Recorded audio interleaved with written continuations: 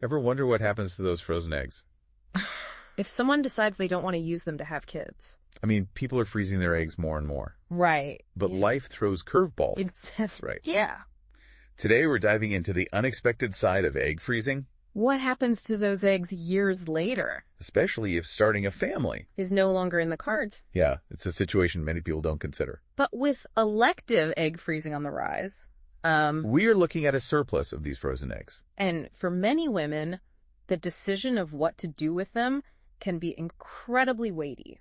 It's definitely more complicated than just saying, well, I don't need these anymore. Right. We found this thought-provoking article in the Asian Bioethics Review. Okay. And it really digs into how women grapple with the idea of donating those surplus eggs. And it's important to recognize that we're talking about a diverse group of women facing this decision. Some may have pursued other paths to parenthood, while others remain childless.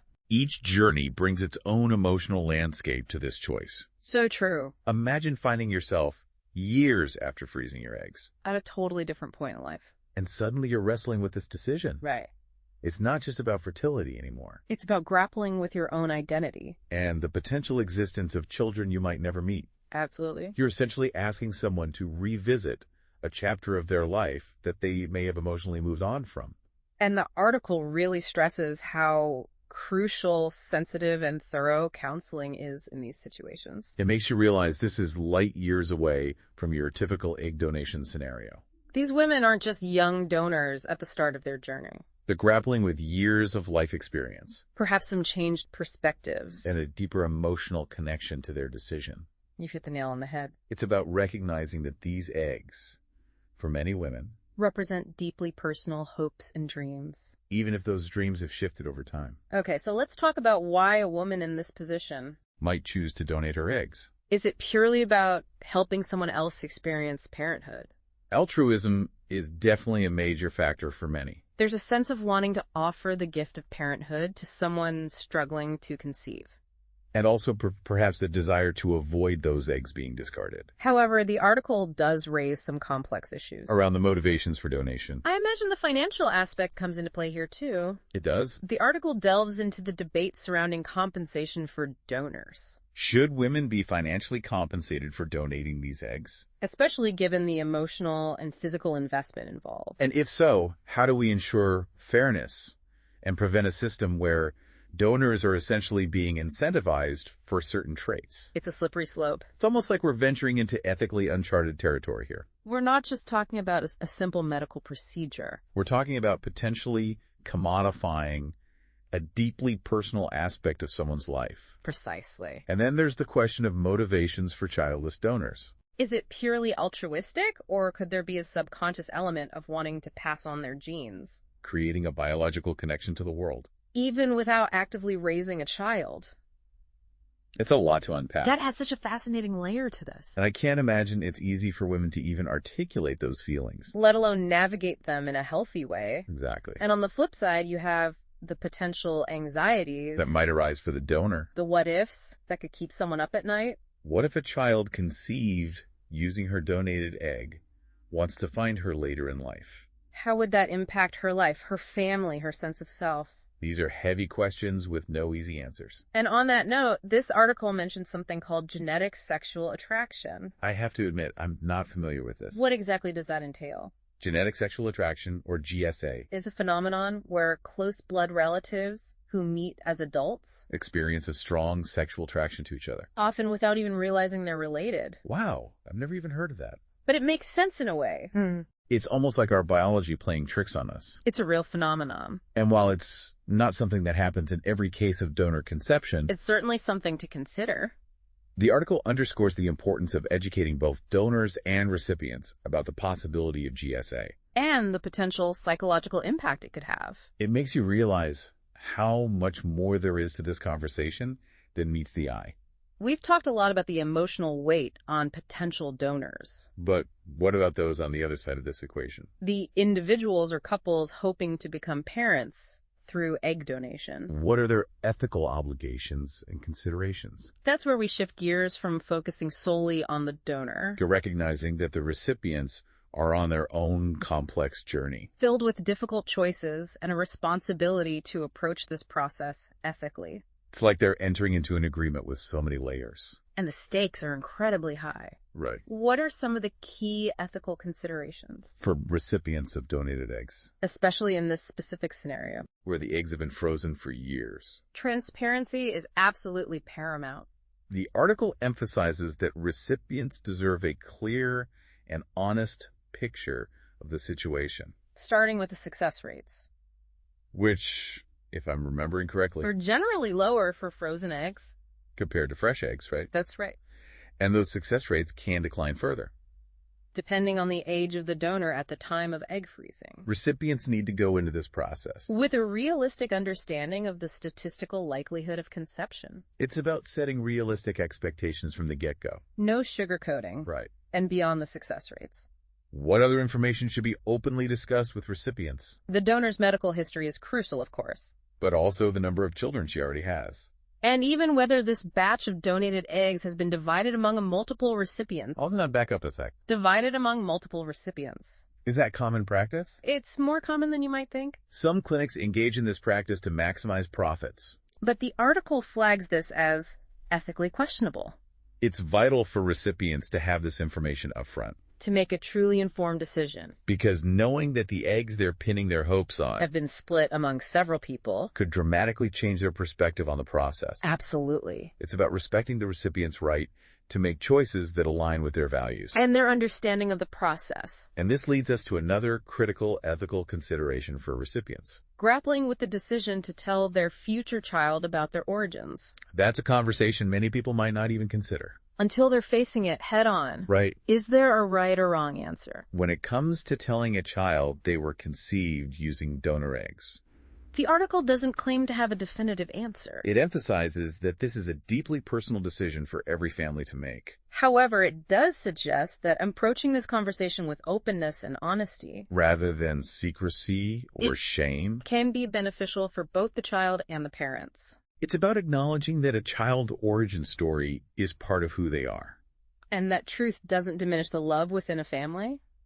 It might even strengthen it in some ways. Precisely. And speaking of families, the article also underscores the importance of couples counseling. For those using donor eggs, That makes sense. it's a journey that will undoubtedly test a couple's strength. Resilience and ability to communicate effectively. Exactly. Going through multiple rounds of IVF. Navigating the emotional roller coaster of hope and disappointment.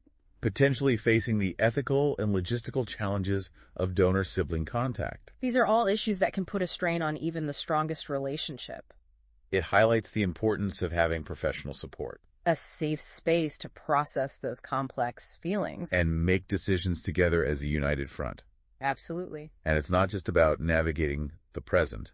It's about anticipating future challenges. What if their child wants to connect with their donor siblings later in life? What boundaries and expectations will they establish as a family? These are conversations that are best had proactively, So much of this comes down to open communication. both within the family unit And with any potential professionals involved. it's like you said earlier.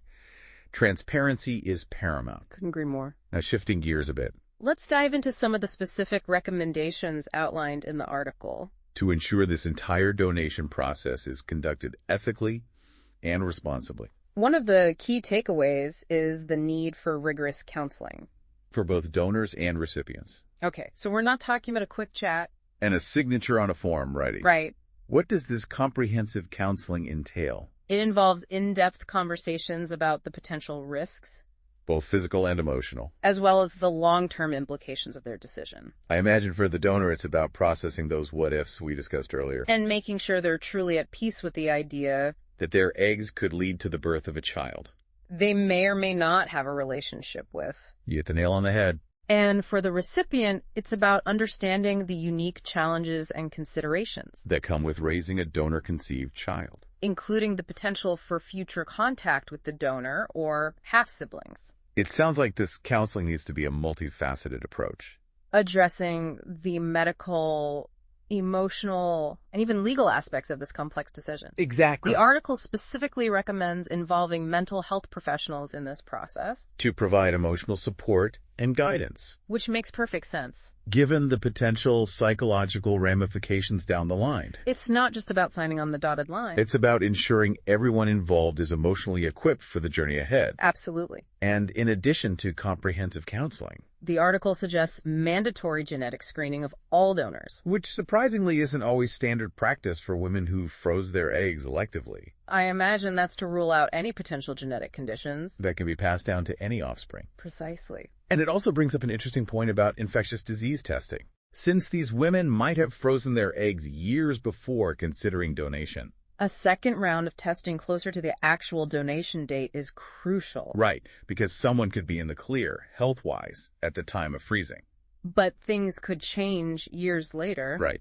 Catching any potential issues closer to the donation itself. Provides an added layer of protection for everyone involved. Exactly. And the article also raises concerns about older elective egg freezing patients. For example, those over 37. It suggests requiring them to have had at least one child before donating. Could be an important safeguard. That's intriguing. Is that to avoid situations where a woman donates her eggs, Thinking she'll have more children later. that then encounters age-related infertility. That's one aspect of it. It's about helping potential donors make choices that align with their long-term family goals. And minimize the potential for regret down the line, It's a delicate balance of respecting someone's autonomy. while also protecting them from potential heartache in the future.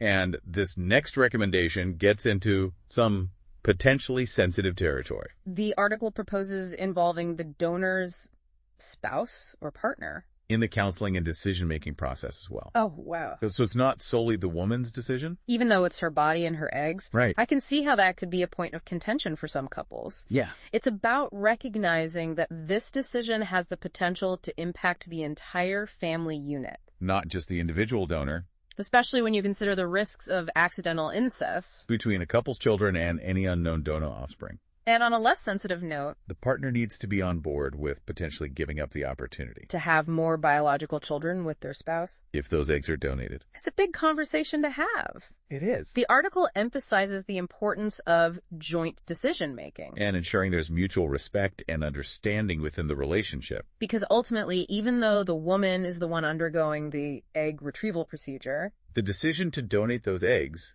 has ripple effects. that extend beyond her individual experience. You've got it. And on that note, the article also delves into specific recommendations for recipients. Stressing the importance of honesty and transparency from fertility clinics. So it's not enough for the recipient to just be informed. The clinic itself Yeah. needs to be committed to ethical practices and transparent communication. What are some specific ways? The article suggests clinics can ensure they're meeting that ethical standard. One key area is providing realistic expectations about success rates. Recipients need a clear understanding of how frozen eggs compare to fresh eggs, In terms of conception rates. and how those rates can be affected by factors like the donor's age at the time of freezing. Basically, no misleading marketing or inflated promises. Right. Just clear, honest facts. Presented in a way that's understandable and accessible, Precisely. and beyond the statistics. Clinics also have an obligation to be upfront about other aspects of the donation process. Like whether the donor's eggs have been divided among multiple recipients, This kind of information can significantly influence a recipient's decision. and hiding it raises ethical red flags It's about empowering recipients to make choices. that align with their values and their understanding of the process. Exactly. And this brings us to another area where the article recommends a shift in perspective. The issue of donor anonymity. And this is where things get really interesting. Traditionally, egg donation has often been shrouded in secrecy, Right. with both donors and recipients often remaining anonymous. But this article seems to challenge that entire model It does. in this age of at-home DNA testing and online genealogy platforms. It's becoming increasingly difficult to maintain absolute anonymity, People are uncovering surprising family connections every day. often unexpectedly. So this desire for privacy and anonymity, Might actually be unsustainable in the long run. that's the argument the article is making. It suggests that clinging to donor anonymity might actually do more harm than good. It raises questions about whether we have the right to deny someone Whether it's a donor-conceived person or the donor herself. access to information about their genetic origins. It's almost like a ticking time bomb. Even if anonymity is maintained initially, There's always the chance that it could be disrupted down the line. potentially creating emotional upheaval for everyone involved. Exact. And it goes beyond just knowing your family history. It's about acknowledging the profound impact that genetic connections can have On a person's sense of identity and belonging. It makes you wonder if we're at a turning point. In how we approach donor conception. A shift away from secrecy and toward greater transparency and openness. It's certainly a conversation that's gaining momentum.